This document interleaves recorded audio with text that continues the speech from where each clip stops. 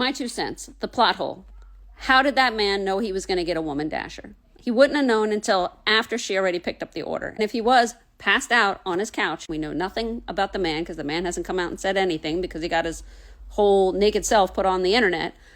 You know, she should have just, if she approached, if she saw in the house and saw there was a naked man there, she should have been like, oh, sorry, you're home in your own house. And, you know, if he wasn't standing at the door, like wiggling it in front of her face, that's a different story. But if he was passed out, clearly, even if he was trying to do it, how did he know he was going to get a woman? How did he know that he was going to get a woman dasher today when he ordered his food?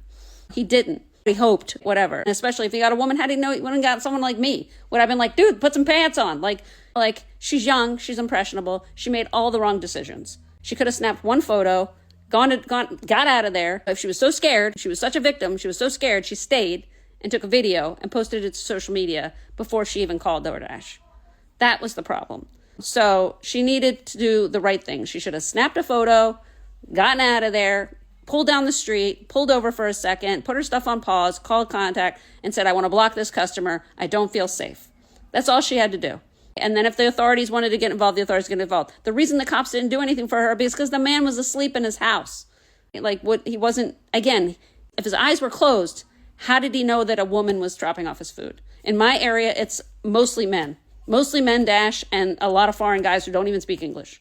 So what if one of them dropped it off? What if I dropped it off? As a female dasher, if I would have gotten there and saw that, I'd been like, oh, dude, put some pants on. Like, that's all I would have done. And like, I would have called DoorDash and been like, that was a little creepy. Can you block me from that guy? I don't ever want to go back to that house again. Maybe you can contact him and tell him, make sure he has pants on if he knows food's coming to the door.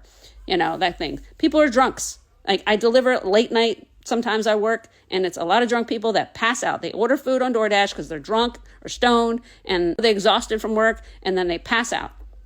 That's what happens. And if he was intentionally doing it, the police will figure it out. DoorDash will figure it out. Like, obviously, if it wasn't the first time he did something creepy or weird, but it might have just been a regular dude. She handled it poorly. She handled it poorly because she's young and inexperienced and doesn't know what she's doing. But she definitely shouldn't have gone on the internet and cried for SA, cried about not having her job. There's Grubhub, there's Spark, there's Shipt. If she really can't get a real job, if she doesn't look like she has a family to take care of, looks like she has all the free time in the world, so she can find another job. That's not a big deal. Again, she's a contractor, so nobody is going to be suing anybody for wrongful termination. So she is what it is. But people need to stop believing the first thing they hear on the internet. They really need to stop. So good luck.